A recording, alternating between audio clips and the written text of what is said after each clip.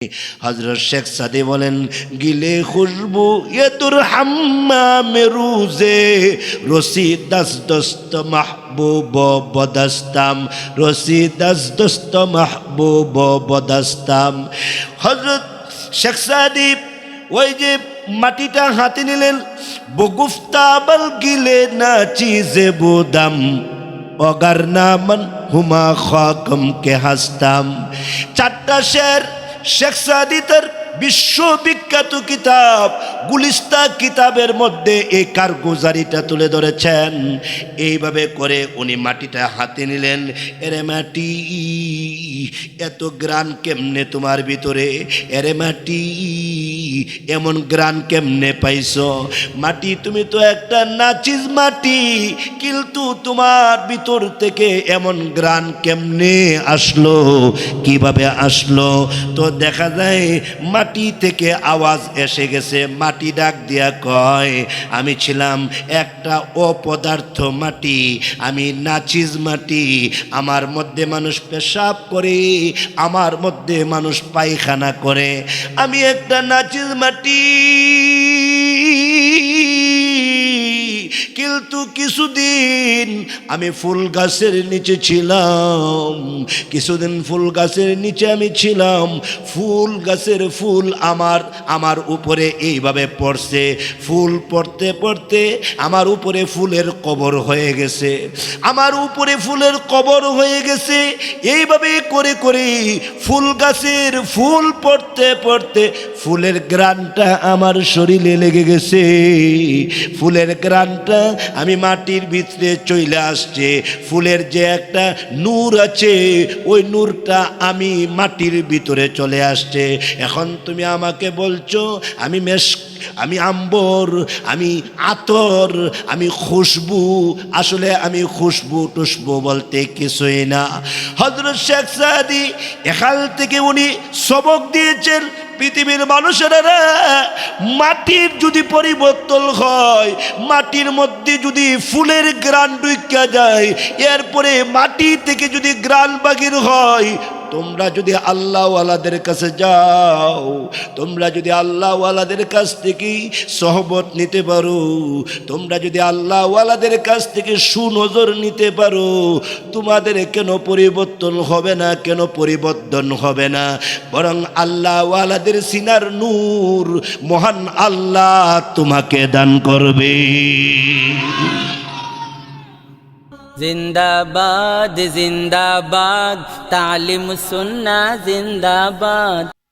নজর দুই প্রকার, বলে নজর, নজর চিনেননি? এই যে দৃষ্টি, দৃষ্টি দেখেন না, মা সন্তানের দিকে দৃষ্টি দিয়া তাকায়, যা দোয়া দিয়া দিলাম, এটারে বলে নজর। এটা কি বলে? মা সন্তানরে বলে, বাপে সন্তানরে বলছে, এ বাবা যাও, কি দিয়া দিছে? নজর। দোয়া দিয়া দিছে, নজর দিয়া দিছে।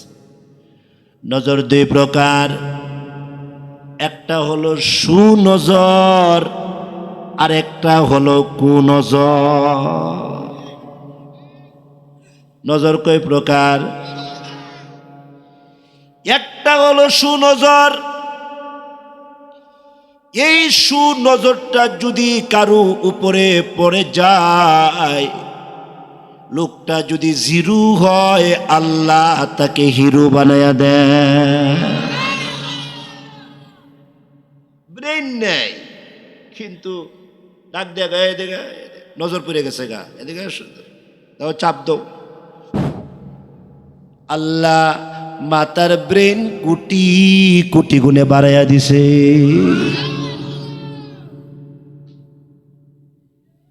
হযরত তানবী রহমাতুল্লাহি আলাইহিকে প্রশ্ন করা হয়েছিল, হে থানবী, একসাথে বুখারী পড়েছি, একসাথে মুসলিম পড়েছি, একসাথে আবু দাউদ পড়েছি, একসাথে নাসাই, ইবনে মাজা, মুয়াত্তা মালিক, মুয়াত্তা মুহাম্মদ, মাসনবী, মেশকাত, জালালাইন, হেদায়া একসাথে পড়েছি।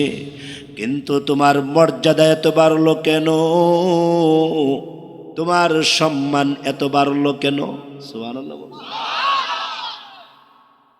একই সাথে ক্লাস করেছি, একই উস্তাদের কাছে পড়েছি, কিন্তু তোমার মর্যাদা এত বেশি, তোমার সম্মান এত বেশি কেমনে হইল, কিভাবে হইল? এমন না যে তুমি আমাদের কাছ থেকে বেশি পড়া পারছো, এমন না যে তুমি আমাদের থেকে তুমি বেশি রাত গভীরে লেখাপড়া করেছ। আমরা তো শুধু পড়েছি না, পড়াইছি, শুধু পড়াইছি না, লিখেছি, শুধু লেখছি না, তাকরার করাইছি। কিন্তু আজকে তোমার মর্যাদা এত বেশি, কিন্তু আজকে তোমার সম্মান এত বেশি। কেমনে, কিভাবে, কি রূপে এত উপরে কেমনে গেলা? কিভাবে এত জামালিয়ত হাসিল করেছো? কিভাবে এত কামালিয়ত তুমি হাসিল করেছো? হযরত থানবী জবাব দিলেন, মান মুজাম্মাল আজ জামালি হাজিয়াম, মান মুকাম্মাল আজ কামালে হাজিয়াম, মান মুজাম্মাল আজ জামালি হাজিয়াম, মান মুকাম্মাল আজ কামালে হাজিয়াম। এরে বন্ধুরা, এরে সাথীরা, শোনো, তোমরা কিতাব দেখছো আর আমি কিতাবের পাশাপাশি আল্লাহর ওলিদের সোহবত উঠাইছি। কিতাব তো দেখছি, যতটুকু কিতাব দেখছি তো দেখছি, পাশাপাশি আমার শেখ ও মুর্শিদ হাজি ইমদাদুল্লাহ মুহাজিরে মাক্কি রহমাতুল্লাহের সোহবত উঠাইছি। উনার কাছে পড়ে রইছে, উনার কাছ থেকে দোয়া নিয়েছি, উনার কাছ থেকে সুনজর নিয়েছি। উনি সুনজর দিয়েছে, উনি রুহানি তাওয়াজ্জু দিয়েছে, উনি ফুয়ুজ দিয়েছে, উনি রুহানি দোয়া দিয়েছে। উনার দোয়ার দ্বারা আমি জামালিয়ত হাসিল করলাম এবং ওনার দোয়ার দ্বারা আমি আশরাফ আলী থানবী কামালিয়ত হাসিল করেছি। আমার কোনো যোগ্যতা নাই, আমার কোনো ইলম নাই, এটা আমার শেখ ও মুর্শিদের দোয়া, রুহানি তাওয়াজ্জু। এই জন্য আল্লাহ আমাকে এতটুকু আনছে। আর তোমরা বলতেছো আমি অনেক মর্যাদাশীল হয়ে গেছে। আসলে কিচ্ছু না, আসলে আমার ভিতরে কিচ্ছু নাই।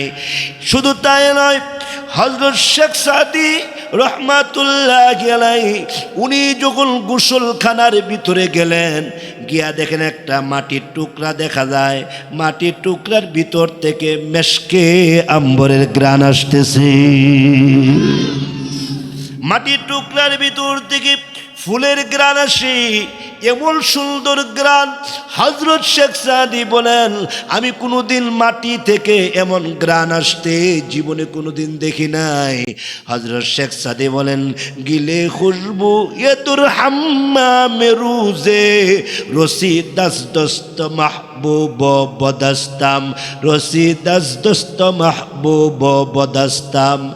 হযরত শেখ সাদি ওই যে মাটিটা হাতে নিলেন, বগুফতাবল গিলে না চিজে বুদাম অগার নামন হুমা খাকম কে হাসতাম। চারটা শের শেখ সাদি তার বিশ্ববিখ্যাত কিতাব গুলিস্তা কিতাবের মধ্যে এই কারগুজারিটা তুলে ধরেছেন। এইভাবে করে উনি মাটিটা হাতে নিলেন। এরে মাটি, এত গ্রান কেমনে তোমার ভিতরে? এরে মাটি, এমন গ্রান কেমনে পাইছো? মাটি, তুমি তো একটা নাচিজ মাটি, কিন্তু তোমার ভিতর থেকে এমন গ্রান কেমনে আসলো, কিভাবে আসলো? তো দেখা যায় মাটি থেকে আওয়াজ এসে গেছে। মাটি ডাক দিয়া কয়, আমি ছিলাম একটা অপদার্থ মাটি, আমি নাচিজ মাটি। আমার মধ্যে মানুষ পেশাব করে, আমার মধ্যে মানুষ পায়খানা করে, আমি একটা নাচিজ মাটি। কিন্তু কিছুদিন আমি ফুল গাছের নিচে ছিলাম, কিছুদিন ফুল গাছের নিচে আমি ছিলাম। ফুল গাছের ফুল আমার উপরে এইভাবে পড়ছে। ফুল পড়তে পড়তে আমার উপরে ফুলের কবর হয়ে গেছে, আমার উপরে ফুলের কবর হয়ে গেছে। এইভাবে করে করে ফুল গাছের ফুল পড়তে পড়তে ফুলের গ্রানটা আমার শরীরে লেগে গেছে। ফুলের গ্রানটা আমি মাটির ভিতরে চলে আসছে।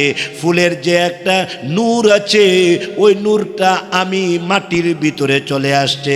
এখন তুমি আমাকে বলছো আমি আম্বর, আমি আতর, আমি খুশবু। আসলে আমি খুশবু টুসবু বলতে কিছুই না।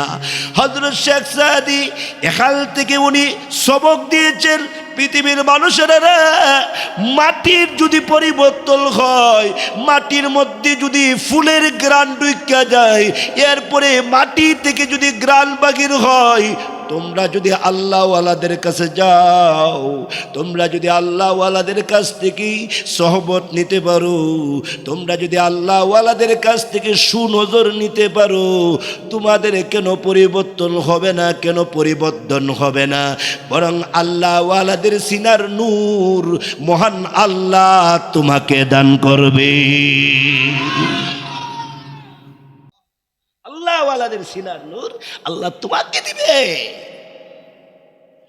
ওই যেই নূর ছিল মদিনাতুল মুনাওয়ারা, ওই নূরের বাতি আইসা জ্বলা গেল দারুল উলুম দেওবন্দ। ওই দেওবন্দ থেকে চলে গেল থানা ভবন, থানা ভবন থেকে হাট দুই হইয়া এইভাবে দেখেন যে হাটহাজারি উজানি চলে আসছে। সুবহানাল্লাহ বলবেন না? এইভাবে করে করে লালবাগ ফরিদাবাদ, এইভাবে করে করে এইভাবে এলেমের আলোটা, নূরের আলোটা, দুয়ার আলোটা, সুনজরের আলোটা, নজরের আলোটা কিভাবে ফোকাস করছে ওই যে মদিনাতুল মুনাওয়ারার নূর। এইভাবে করে করে আসতে আসতে আপনাদের বকুল তলার ভিতরেও ওই মদিনাতুল মুনাওয়ারার নূরের বাতি জ্বলে গেছে। দুঃখ আমাদের, আমরা নিতে পারি না। আমাদের কাছে আল্লাহ দিয়ে দিছে কিন্তু আমরা নিতে পারি না। কি মনে করেন বাংলাদেশকে? কি মনে করেন বাংলাদেশ? ছোট্ট একটা দেশ, ছোট্ট একটা দেশ। এই দেশের মধ্যে আল্লাহ তাআলা দুনিয়ার লাইনও অনেক কিছু দিয়েছেন। অনার্থক আমরা ভারত ভারত ভারত ভারত করেছি। কথা বলেন না যে কিছু? কিসের ভারত? ভারত কিসের? আল্লাহ আমাদেরকে যে খনিজ সম্পদ দিয়েছেন, সারা পৃথিবী ফেল। আমাদেরকে আল্লাহ যে খনিজ সম্পদ দিয়েছেন, এই খনিজ সম্পদ এটা পৃথিবীর কোনো নেতা নেত্রীদের বদলতে আসে নাই। আমি পরিষ্কার বলতে পারি, এই খনিজ সম্পদ, এই খনিজ সম্পদ, এই গ্যাসের খনি, এই কয়লার খনি, এই পাথরের খনি, এই সমস্ত মাদ্রাসার হাফিজে কুরআনদের তেলাওয়াতের বদলতে এই দেশটার মধ্যে আল্লাহ অসংখ্য খনিজ সম্পদ দান করেছে। অসংখ্য খনিজ সম্পদ দান করেছে। আমার খনিজ সম্পদ দিয়া আমার দেশ এমনিই ধনী হতে পারে। কথা বলেন না যে কিছু? আমার দেশ এমনিই ধনী হতে পারে। আমরা অন্য দেশের গোলামি করার কোনো দরকার নাই, কোনো দরকার নাই। অন্য দেশের গোলামি আমার করতে হবে না। বর্তমানে যে আমার দেশ থেকে কোনো রুগী ভারতে যায় না, তাই বলি কি আমরা মরে গেছি? আপনারা আল্লাহর দিকে তাকায় কথা বলবেন। আমিও আল্লাহর দিকে তাকায় কথা বলতেছি। আমরা যে এখন কত অসুস্থ আছে, আমি নিজেও অসুস্থ, আপনারা কত অসুস্থ আছেন। আমরা যে ভারতে যাই না, আমরা তো মরে যাই না। আল্লাহ কোরআন শরীফে বলছে, বলবো? কষ্ট হইতেছে? আল্লাহ পাক বলেন, ওয়ামান ইয়াতাওয়াক্কাল আলাল্লাহ ফাহুয়া হাসবুহ। আল্লাহ পাক বলেন, যে ব্যক্তি আমি আল্লাহর উপরে ভরসা করবে, কিসের ভারত, কিসের আমেরিকা, কিসের লন্ডন, কিসের ফিনল্যান্ড, কিসের ইটালি, কিসের ইউরোপ, আমি আপনি যদি আল্লাহর উপরে পরিপূর্ণ ভরসা করতে পারে, আল্লাহ বলেন বান্দারে আমি আল্লাহ তোর জন্য যথেষ্ট হয়ে যায়। আল্লাহ বলেন বান্দা তুমি যেখানেই একা একা আছো, মনে করো না তুমি একা, তোমার সাথে আরেকজন আছে, উনার নাম কি? তুমি মুসলমান, তুমি ইমানদার, তুমি একা থাকলে মনে করবে না একা, তোমার সাথে আল্লাহ আছে, দুইজন হয়ে গেছো। তোমরা যদি দুইজন থাকো মনে করো না তোমরা দুইজন, তোমাদের দুইজনের মাঝখানে আমি আল্লাহ আছি।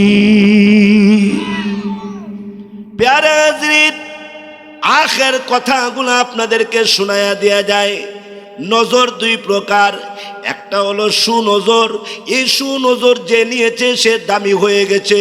যেমন আব্দুল্লাহ ইবনে আব্বাস রাদিয়াল্লাহু আনহু ফিচ্চি সাহাবী, কিন্তু নবীর সুনজর নিয়ে গেছে গা।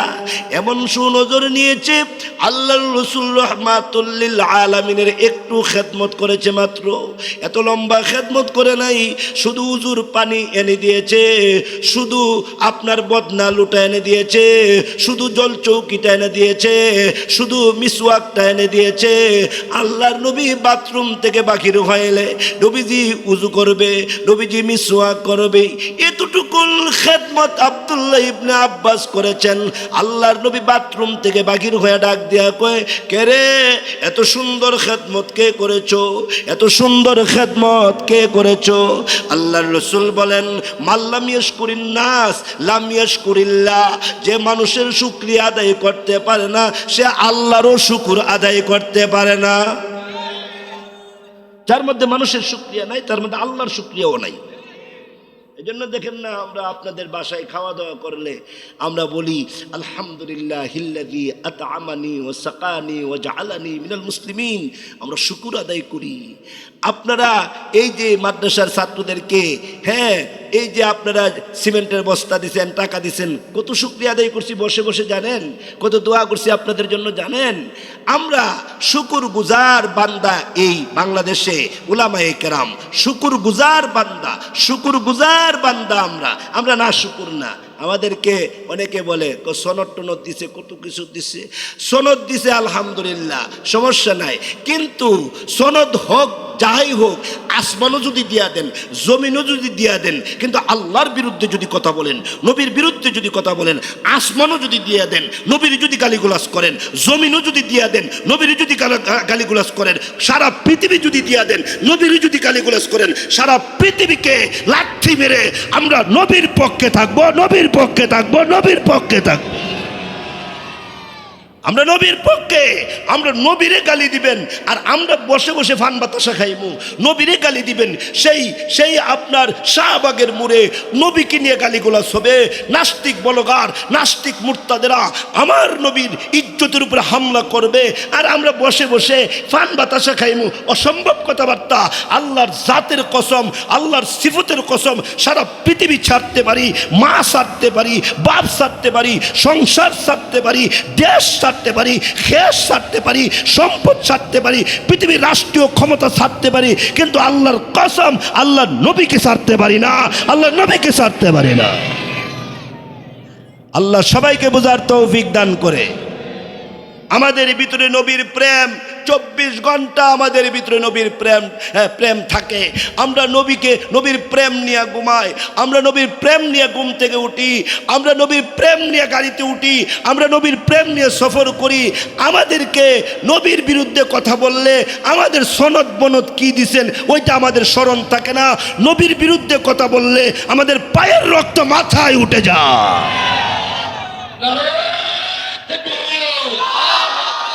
নবীর পরে নবী নাই, সংসদে আইন চাই, কাদিয়ানি কাদিয়ানি, কাফের কাফের, নারে তাকবীর। কষ্ট হচ্ছে আপনাদের? আল্লাহ রসুল বলেন, কে এই সুন্দর খেদমতটা করছো? আব্দুল্লাহ ইবনে আব্বাস গাছের সিপাই গিয়ে দাঁড়িয়ে রয়েছে। আমরার মতো না, একটু আমল করলে দেখায়া দেই। আমরার মতো না, একদিন তাহাজ্জুদ পড়লে সারা বাজার গরম হয়ে যায়। জীবনে তাহাজ্জুদ পড়ি না, একদিন যদি পড়তে পারি বাজারে শাস্তুলি গিয়া সবার আগে গিয়া এটাকে কেমনে প্রকাশ করতাম। ইবনে মাজার হাদিস, আল্লাহর রাসূল বলেন কেউ যদি আমল প্রকাশ করে আল্লাহ তাকে বেইজ্জতি করে। কেউ যদি আমল প্রকাশ করে আল্লাহ তাকে বেইজ্জতি করে। আমাদের অনেক আকাবিরিন হজরতদের আমল প্রকাশ হয়েছে বিদায় হার্টে প্রবলেম আইসা পড়ছে, হার্টে প্রবলেম আইসা ইন্তেকাল করছে। কেন আমার আমলটা প্রকাশ হয়ে গেল গা? কেন আমার তাহাজ্জুদের খবর মানুষে জানলো?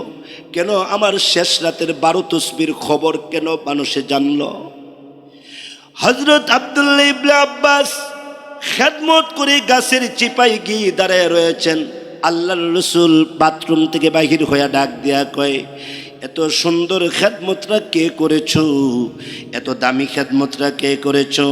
আব্দুল্লাহ ইবনে আব্বাস গাছের চিপায় দাঁড়ায় রইছে আর বলতেছে, আল্লাহ খেদমতটা তো তোমার জন্য করেছি, নবীরে একটু খেদমত করতে পারলে কলিজা ঠান্ডা হয়।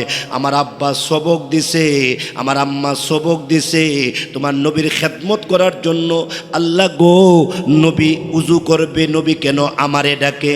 আমি যদি নবীর সামনে যাই আমার খেদমতটা প্রকাশ হয়ে যায়, আমার আমলটা প্রকাশ হয়ে যায়। আল্লাহ গো, আমার আমল যাতে প্রকাশ না হয়। আল্লাহর রাসূল ডাক দিয়া কয়, কে এত সুন্দর খেদমত করেছো? তুমি কি জানো না আমি তোমার শুকরিয়া আদায় করব, পাশাপাশি আল্লাহর শুকরিয়াও আদায় করব। তুমি সামনে আসো, কে এত সুন্দর খেদমত করেছো? আমি তোমারে দেখতে চাই এবং তোমাকে নজর দিতে চাই। সুবহানাল্লাহ বলবেন না?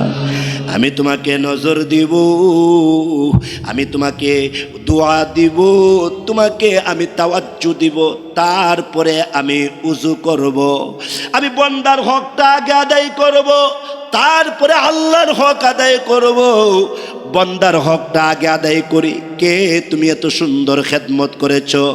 আব্দুল্লাহ ইবনে আব্বাস রাদিয়াল্লাহু আনহু আর দাঁড়ায় থাকতে পারলেন না, গাছের চিপা থেকে এইভাবে সামনে বাহির হয়ে আসলেন। আল্লাহর নবী, ফিদাকা বি উম্মি, আমার মা বাবা আপনার জন্য কোরবান হয়ে যাক। আল্লাহ নবী গো, আপনি আমারে মাফ করে দেন, আমি আল্লাহর জন্য খেদমতটা করছিলাম, আপনি বারবার আমারে ডাকেন গো। আল্লাহর নবী, আপনি আমারে মাফ করে দেন, আমার মা বাবা আপনার জন্য কোরবান হয়ে যাক। আল্লাহর রাসূল ডাক দিয়ে কই, আব্দুল্লাহ ইবনে আব্বাস এদিকে আয়। আল্লাহু আকবার। আয় আমার কাছে আয়, এদিকে আয়। এত সুন্দর খেদমত তুমি কেমনে করেছো? এই সোহবত তুমি কোথায় শিখেছো? এই সোহবত তোমারে কে শিখাইলো? আমার খেদমত করতে পারলে তোমার জীবন উজালা হবে, কে শিখাইলো? আয় এদিকে আয়, আমার এই সিনার সাথে তোর মাথা লাগা, সিনার সাথে মাথা লাগা। এইভাবে এদিকে আয়, সামনে আনলেন নবীজির সিনা মুবারকের সাথে আব্দুল্লাহ ইবনে আব্বাসের মাথাটা এইভাবে লাগাইলেন। লাগায় আল্লাহর নবী রহমাতুল লিল আলামিনের দস্ত মুবারক, নবীজির হাত মুবারক আব্দুল্লাহ ইবনে আব্বাসের মাথার মধ্যে রেখে দিলেন। এইভাবে আব্দুল্লাহ ইবনে আব্বাসের মাথার মধ্যে নবীজি নিজের হাত মুবারক রাইখা, ও যুবক 5 মিনিটের দোয়া করে নাই, রব্বানা যালামনা আনফুসানা পড়ে নাই, রব্বানা লা তুজিগ কুলুবানা এত লম্বা দোয়া পড়ে নাই, বরং আব্দুল্লাহ ইবনে আব্বাসের মাথার মধ্যে এইভাবে হাত রাইখা নবীজি 2 সেকেন্ডের একটা দোয়া করেছি, 5 সেকেন্ডের একটা দোয়া করেছে। আল্লাহুম্মা ফাক্কি ফিদ্দীন ওয়া আল্লিমহুল কিতাব। আল্লাহ আব্দুল্লাহ ইবনে আব্বাস সে যে আমার খেদমতরা করলো, আমার কলিজা ঠান্ডা হয়ে গেল, আমার কলিজাটা শীতল হয়ে গেল। আল্লাহ, আবার এই আব্দুল্লাহ ইবনে আব্বাস রে তুমি দ্বীনের বুঝ দান করো, দ্বীনের ফকি বানাও, দ্বীনের বুঝ দান করো। শুধু এতটুকু দোয়া করেছেন, কয়েক সেকেন্ডের দোয়া, দোয়াটা করতে দেরি হয়েছে। আব্দুল্লাহ ইবনে আব্বাসের মাথার ব্রেন কোটি কোটি গুণে বেড়ে গিয়া এই পিচ্চি সাহাবী সমস্ত সাহাবীদের ভিতরে রইসুল মুফাসসিরিন হয়ে গেছে।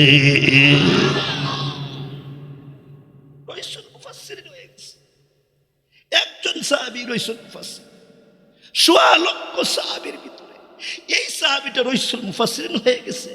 একটু নজর নিয়া, একটু দোয়া নিয়া, দোয়াটা যদি সুনজর হয় দামি, আর যদি বেয়াদবি কইরা যদি কুনজর নিতে পারো তাইলে তোমার জীবন ধ্বংস, তোমার জীবন শেষ। যদি বেয়াদবি করো তাইলে তুমি কুনজর নিলে সুনজরটা নিতে পারলে না, আর যদি তুমি আদব হল হও তাইলে তুমি সুনজর নিলা, দোয়া নিলা। আল্লাহর জাতের কসম দেয়া বলি, আলেম উলামার দোয়া যারা নিছে আল্লাহর কসম তারা দুনিয়ার ধনী আখিরাতের ধনী। আলেম উলামার দোয়া নিছে, একটা লোকের নাম বলেন যে সে দুনিয়াতে লাঞ্ছিত হয়েছে, অপমানিত হয়েছে, বেউজ্জতি হয়েছে, কেউ প্রমাণ দেখাইতে পারবে না। কাজী আমার তেলাওয়াতকৃত আয়াতে আল্লাহ পাক বলেন, বলবো আয়াত, কুল লিল মুমিনিন,